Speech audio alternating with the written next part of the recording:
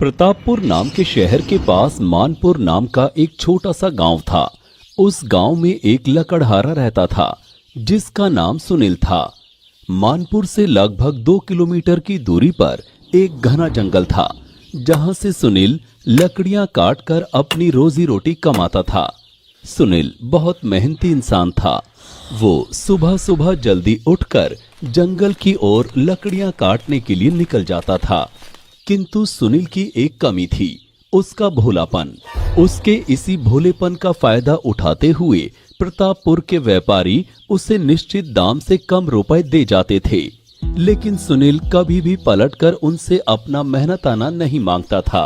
उसके इसी व्यवहार के कारण शहर के व्यापारी उससे सस्ते में लकड़ी खरीद कर ले जाते थे और सुनील हमेशा नुकसान में रहता था। उसकी आमदनी दिन पर दिन घटती ही जा रही थी।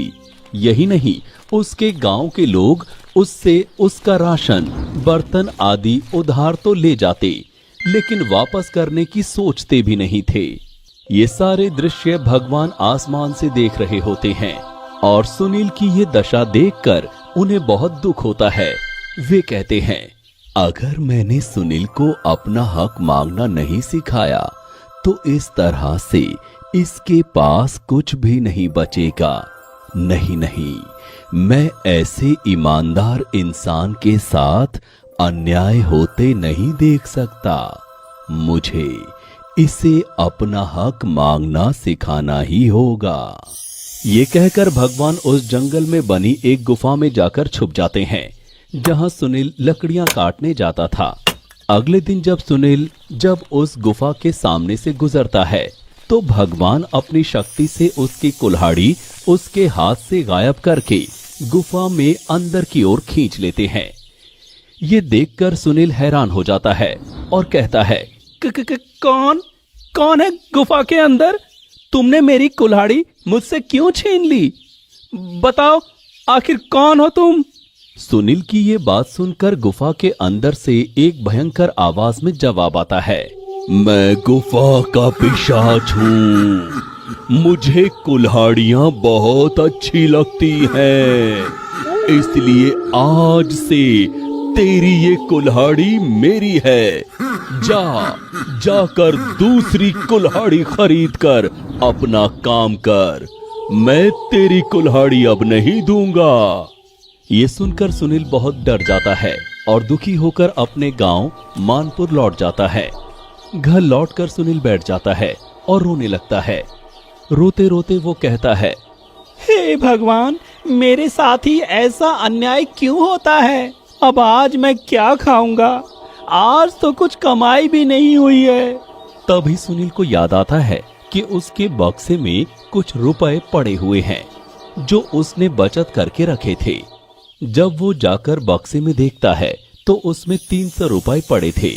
वो बाजार जाकर उन पैसों से सबसे पहले एक नई कुल्हाड़ी खरीदता है और खाने के लिए कुछ सब्जियां भी खरीदता है, जिसके बाद उसके पास 150 रुपए बचते हैं, जिससे उसका 2 दिन तक गुजारा हो सकता था। वो उन पैसों को संभाल कर बक्से में रख देता है।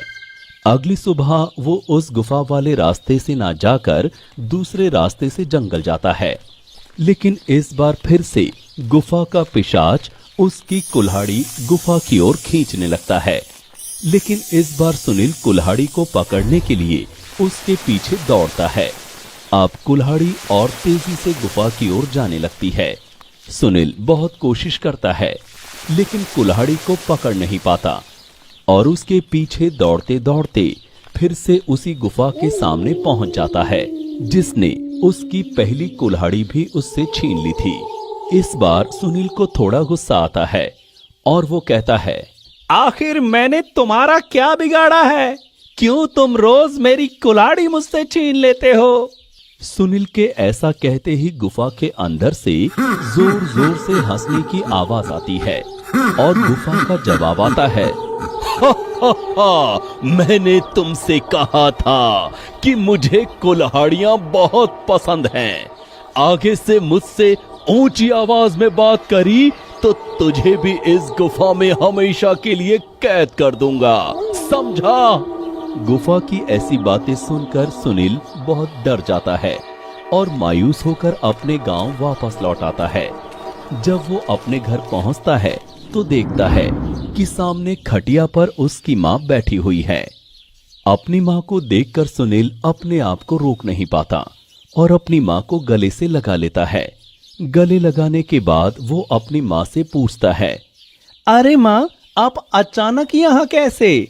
आने में कोई दिक्कत तो नहीं हुई? सुनील की माँ ने उत्तर देते हुए कहा, कुछ नहीं बेटा, बस तुझसे मिलने का मन कर रहा था, इसलिए मैं आ गई। नहीं बेटा, आने में कोई दिक्कत नहीं हुई। सुनील आगे अपनी माँ से पूछता है, पिताजी कैसे हैं माँ? माँ उत्तर देते हुए कहती है, भगवान की कृपा से तेरे पिताजी एकदम ठीक हैं। अपनी माँ को पानी व पेठा देने के बाद सुनील एक कोने में बैठकर उस गुफा से छुटकारा पाने के उपाय के बारे में सोचने लगता है। उसकी माँ सुनील को देखकर समझ जाती है कि कुछ न कुछ समस्या है। वो उससे प्यार से पूछती है, बेटा, तुम्हें कोई परेशानी तो नहीं है? अगर है तो तुम मुझे बता सकते हो। सुनील अपनी बूढ़ी माँ को परेशान होते नहीं देखना चाहता था, इसलिए वो कहता है, नहीं माँ, कोई परेशानी नहीं है, मैं एकदम ठीक हूँ। उसकी माँ फिर से पूछती है, बेटा, कोई भी परेशानी है तो तुम मुझे बता दो। मैं तो तुम्हारी माँ हूँ ना, मुझसे क्या छुपाना? शायद मैं तुम्हारी मदद कर सकूं।